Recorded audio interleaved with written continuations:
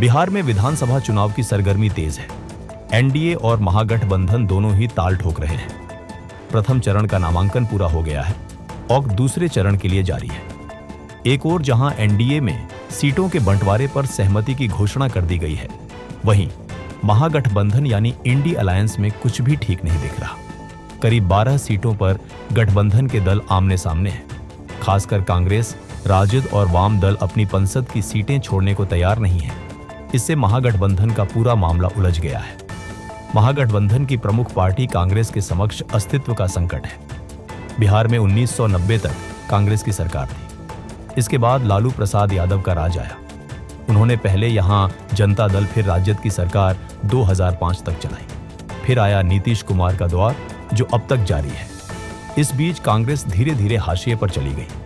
अब 2025 के विधानसभा चुनाव में कांग्रेस को ऐसा महसूस हो रहा है कि राजद उसके साथ छल कर रहा है, जैसा कि 2020 के चुनाव में हुआ था। दरअसल पिछली बार के चुनाव में कांग्रेस के खाते में 45 ऐसी सीटें मिली थीं जो एनडीए का गढ़ मानी जाती है। तब तो कांग्रेस ने ध्यान नहीं दिया, लेकिन रिजल्ट के बाद उसे समझ आ गया कि उसके साथ खेला हो गया। इस बार कांग्रेस वही गलती दोहराने के मूड में नहीं है।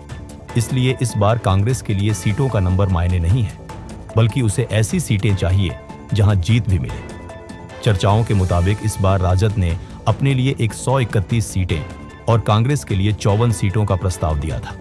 पहले तो कांग्रेस 70 सीटों पर अड़ी थी, फिर 60 पर भी सहमत हो गई, लेकिन सीटें उसे अपनी पसंद की चाहिए थी, जिस पर लालू का कुनबा सहमत नहीं हुआ। सीमांचल की सीटों में कांग्रेस हिस्सा चाहती थी, जो उसे नहीं मिल रहा था। खास तौर पर किशनगंज, जहां से तारिक अनवर कांग्रेस के सांसद हैं। कांग्रेस को इस बार भी ऐसी सीटें ज्यादा मिल रही थीं, जो एनडीए का गढ़ मानी जाती हैं।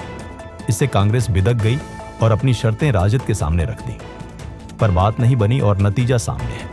इसके बाद से ही कांग्रेस और राजद कहें या तेजस्वी और राहुल गांधी के रिश्तों में दरार दिखने लगी। 4 दिन पहले आईआरसीटीसी होटल स्कैम मामले में कोर्ट में पेशी के तेजस्वी यादव दिल्ली गए थे। चर्चाओं के मुताबिक दिल्ली में उनकी राहुल गांधी और कांग्रेस अध्यक्ष मल्लिकार्जुन खड़गे से मुलाकात होनी थी, पर दोनों ही नेताओं ने मिलने का समय नहीं दिया।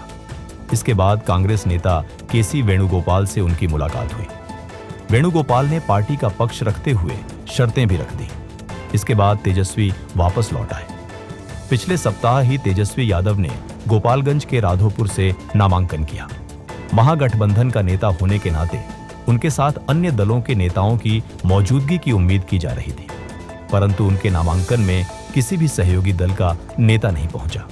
उनके साथ इस दौरान पिता लालू प्रसाद यादव, मां राबड़ी देवी, बहन मीसा भारती और उनके नजदीकी संजय यादव ही मौजूद रहे। तेजस्वी यादव के नामांकन में किसी सहयोगी दल के नेता का नहीं पहुंचना बहुत कुछ इशारे करता है। अब यह देखना दिलचस्प होगा कि चुनाव प्रचार में कौन नेता किस सहयोगी दल को सहयोग करता है।